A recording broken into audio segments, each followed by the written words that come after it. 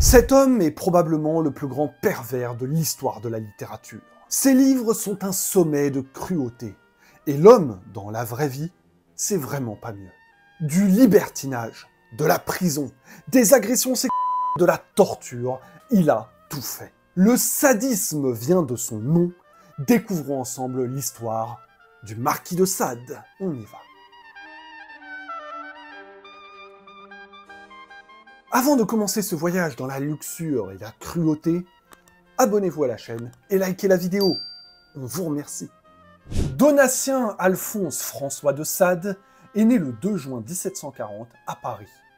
Il provient d'une ancienne et illustre famille de la noblesse provençale. Son père, Marquis de Sade, est un homme très influent à la cour. Et figurez-vous que dès le départ, il y a une erreur. Normalement, notre futur sadique devait s'appeler Donatien Aldonse, un prénom provençal, Louis de Sade. Une erreur sur les documents et les prénoms officiels n'étaient pas les bons. Le futur marquis utilisera dans ses écrits et dans la vie de tous les jours le prénom Louis. Donatien est élevé par son oncle l'abbé de Sade, un homme respectable et érudit. Il est un élève studieux et étudie dans les meilleurs établissements. Il intègre ensuite l'école des chevaux légers, devient sous-lieutenant puis capitaine en 1759. Comme pour tout noble, il faut bien choisir son mariage, en l'occurrence sa future femme. Le parti choisi par les Sade est Renée Pélagie de Montreuil, une riche héritière dont la famille est de noblesse récente et très bien vue à la cour. Chacun y gagne. Les Montreuil se lient avec une famille ancienne et respectable, et les Sade vont profiter d'une plus grande influence à la cour. Le petit problème, c'est que Donatien n'a aucune envie de se marier avec sa promise, mais vraiment aucune. Lui, ce qu'il veut, c'est un mariage d'amour. Un amour romantique, exalté, passionné. Mais il se résout et revient à la raison. Il se marie avec Renée Pélagie en 1766 et aura 3 enfants avec elle.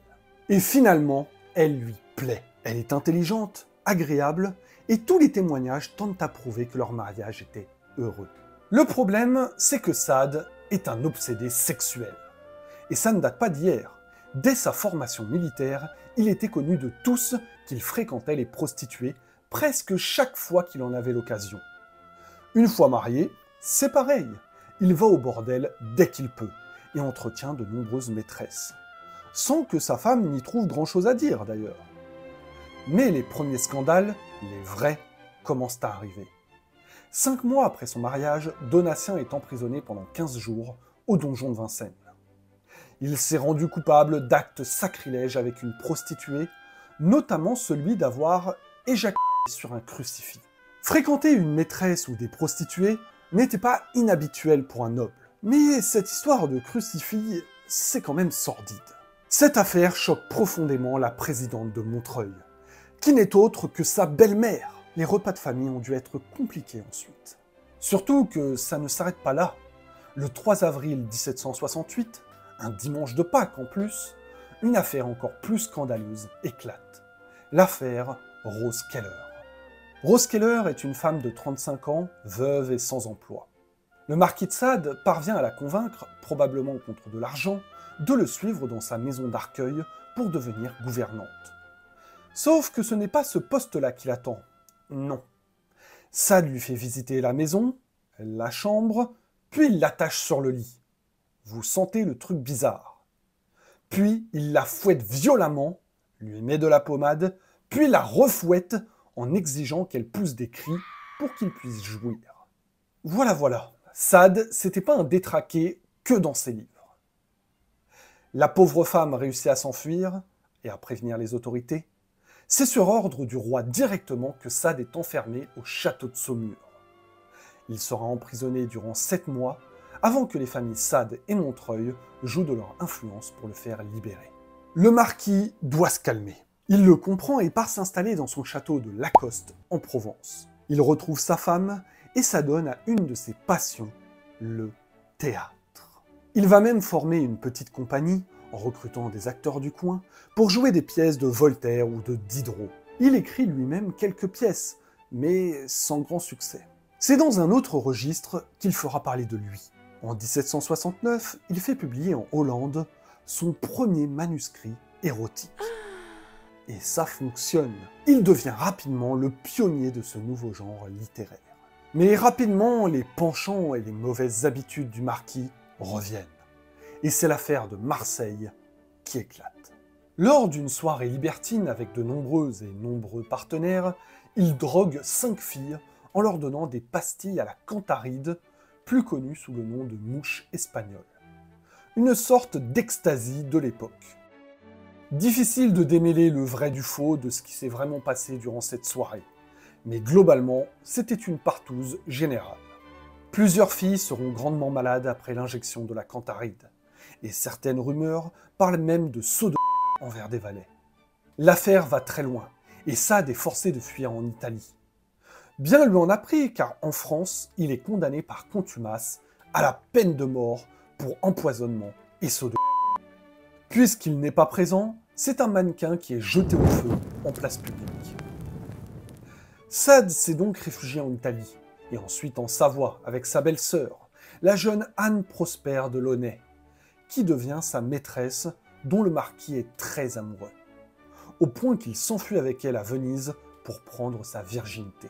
La présidente de Montreuil est furieuse, et craint un énorme scandale public. Elle fait jouer ses relations, et alors que le couple se trouve en Savoie, le roi de Sardaigne le fait arrêter et emprisonner au fort de Miolan. 5 mois plus tard, en avril 1773, Sade soudoie des gardiens et parvient à s'évader et à rentrer chez lui, en Provence. Clandestinement, bien sûr, parce qu'il a quand même été condamné à mort, on n'oublie pas. La belle-mère se dit que finalement, il se tiendra plus tranquille en le laissant vivre ce ménage à trois. Mais les problèmes ne sont jamais loin avec le marquis de Sade. En novembre 1774, il recrute 8 très jeunes domestiques. Je suis sûr que vous voyez très bien quel va être le problème. Une plainte est déposée par tous les parents pour enlèvement. Ils n'étaient même pas au courant. Mais les familles Sade et Montreuil vont une nouvelle fois étouffer l'affaire, en faisant disparaître toutes les pièces à conviction du dossier. C'est fort. En août 1776, le père d'une des jeunes servantes tire sur Sade. Le marquis n'est que blessé, mais c'en est trop pour la présidente de Montreuil. Elle va mettre toute son énergie pour faire enfermer son gendre. Sade est alors enfermé au donjon de Vincennes pour débauche et libertinage outré. Le marquis est rapidement libre, moyennant une petite amende, mais il est sous le coup d'une lettre de cachet du roi de France, et là, c'est la merde. Il se réfugie à Lacoste et devient parano. À juste titre, puisque le 4 août, il est arrêté après une cavale de 40 jours. Encore un séjour en prison, on commence à être habitué. Sauf que là, le marquis de Sade va y rester pendant 11 ans. On ne rigole plus. Fini les conneries. Il séjourne d'abord au donjon de Vincennes, où il a pour voisin Mirabeau. Et il est ensuite transféré à la Bastille, en 1784. Sa belle-mère lui demande de se tenir tranquille, pour qu'elle puisse demander à abréger sa détention. Mais c'est tout le contraire qui se produit. Violence verbale et physique, bagarres, menaces, lettres d'insultes à sa belle-mère en plus. Et plus il reste en prison, et plus il est irritable. C'est durant ce séjour en prison qu'il va écrire Les 120 journées de Sodome.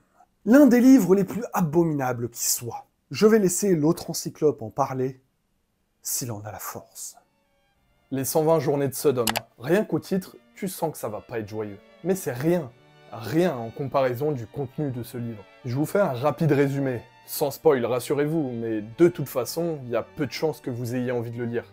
L'histoire se passe au début du XVIIIe siècle, et 4 aristocrates, des hommes mûrs, riches et surtout libertins, cherchent des plaisirs toujours plus extrêmes. Leur kiff, c'est le sexe. Mais eux, ils ne font pas l'amour de façon romantique. Non, non. Ils te dessus, ils te chient dessus, en te tout en se. Ce sont des malades mentaux, des pervers très riches et très puissants. Ils décident de passer l'hiver dans un de leurs châteaux, perdu en plein milieu d'une forêt. Ils s'enferment dans ce château, se promettant donc d'y rester pendant 120 jours. Mais bien sûr, ils ont pensé à tout, et principalement à leur divertissement. Ils sont accompagnés de toute une galerie de personnages peu recommandables et à leur image. Criminels, vicieux, tordus, un peu comme l'auteur de ce livre. L'organisation de ce séjour est diabolique. Les 4 libertins font venir leurs 4 épouses, chacun ayant épousé la fille de l'autre, mais aussi 4 historiennes, anciennes prostituées, qui chaque jour raconteront des histoires salaces.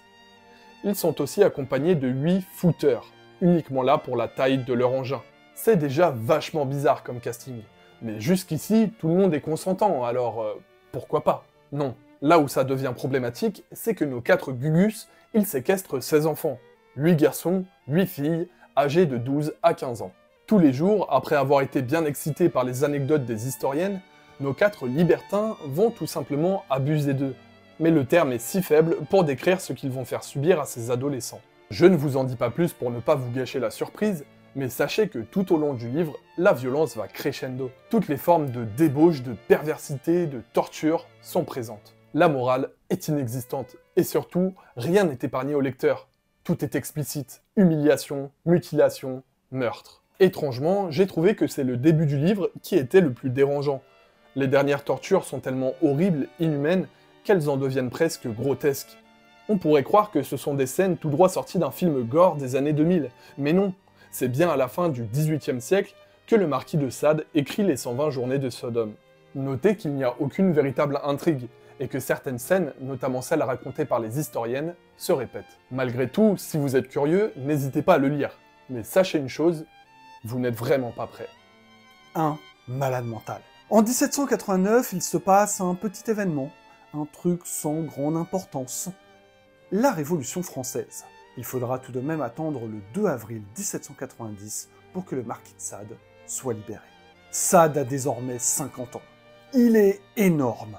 Sa femme demande la séparation de corps, l'équivalent du divorce aujourd'hui, et ses fils décident d'émigrer. Rien ne va, mais il fait la rencontre de Marie-Constance Quesnay, une comédienne de 33 ans avec qui il finira ses jours. C'est terminé le libertinage, ce sera réservé à ses œuvres. Sade se sait en danger. Il vient d'une famille noble et a donc intérêt à embrasser les idées révolutionnaires. Il met son talent littéraire au service de la section des piques, celle de Robespierre, et en profite pour sauver sa belle-mère de l'épuration.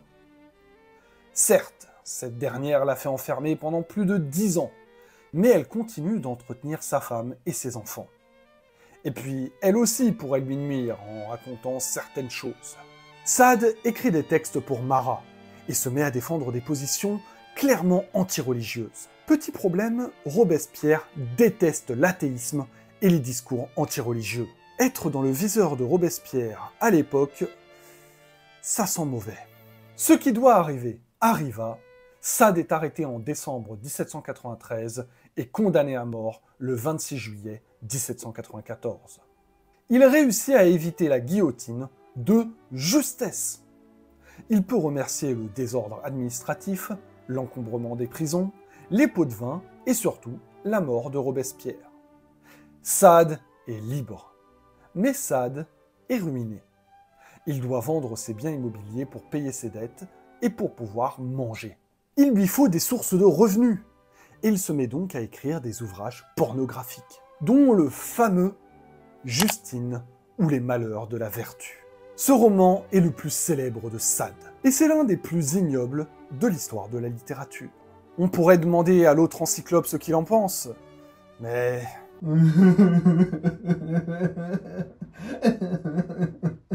Justine est un modèle de vertu et de pudeur, qui va subir les pires horreurs possibles. Où qu'elle soit, elle se fait séquestrer, torturer des pires façons imaginables. Sade prend clairement plaisir à imaginer une jeune fille symbolisant la pureté, être salie, souillée par des hommes cruels. Le tout accompagné par près de 100 gravures, très explicites. La mauvaise image de ce livre est telle que Sade en reniera la paternité. Mais c'est trop tard. L'ouvrage a terminé de créer la réputation du marquis. Nous sommes en 1801, et la situation de la France a changé. Bonaparte est devenu premier consul et négocie la réconciliation de la France avec l'Église. Les ouvrages comme Justine ne peuvent plus être tolérés. Sade est arrêté et interné sans jugement. Il séjournera désormais dans l'asile de fous de Charenton. Pour le motif, on invoque son obsession sexuelle, ou plutôt son état perpétuel de démence libertine. Cela ne le calme pas vraiment. La police fait régulièrement des fouilles dans sa chambre pour l'empêcher d'écrire et de publier. Ils vont notamment trouver un manuscrit, Les Journées de Florbel. Le préfet Dubois décrit l'ouvrage ainsi. 10 volumes d'atrocités, de blasphèmes, de scélératesse allant au-delà des horreurs de Justine. Le médecin-chef estime que la place de Sade est en prison hautement surveillée. Pour lui, Sade n'est pas fou, mais rend fou. On ne peut espérer le soigner et il faut le soumettre à la séquestration la plus sévère. Sade reste à l'asile, mais il fait toujours peur aux autorités, qui décident de le priver de toute possibilité d'écrire en lui confisquant systématiquement son matériel. En 1814, Sade est obèse et malade, et meurt d'un œdème aigu du poumon. Donatien Alphonse François de Sade, devenu le marquis de Sade, à travers ses œuvres et son style particulier, va marquer la littérature française et son époque. Sa vie, tout comme ses romans, sont l'œuvre d'un cerveau dérangé, je pense qu'on peut le dire. Ses écrits et ses actes vont lui donner de son vivant une réputation de monstre. Et je ne pense pas que ce soit usurpé. Au point que le terme sadisme, la recherche du plaisir dans la souffrance infligée volontairement à l'autre, vient de son nom. Son œuvre sera interdite pendant 150 ans, et l'autre encyclope est encore traumatisé. Aujourd'hui, son œuvre est tout de même réhabilitée, même si on peut quand même se poser des questions sur les différences entre l'auteur et l'homme, surtout quand on connaît ses actes. Et c'est pour moi le principal problème du marquis de Sade. J'ai une grande tolérance artistique, donc même des écrits pornographiques, cruels et violents, après tout, il y a des amateurs. Mais cette philosophie, ce sadisme, c'était aussi le cas dans la vie réelle. Il a vraiment torturé des femmes, ce qui explique sa réputation de son vivant et pourquoi il a passé en tout 29 ans en prison, ou en tout cas enfermé. On espère en tout cas que vous avez apprécié cette vidéo. Si c'est le cas, vous connaissez le topo, on s'abonne, on like, on commente à quel point la vidéo est géniale, on nous rejoint sur nos réseaux Instagram et TikTok, on peut aussi activer la cloche pour recevoir toutes les notifications. Nous, on se retrouve bientôt pour une nouvelle histoire, et à la prochaine.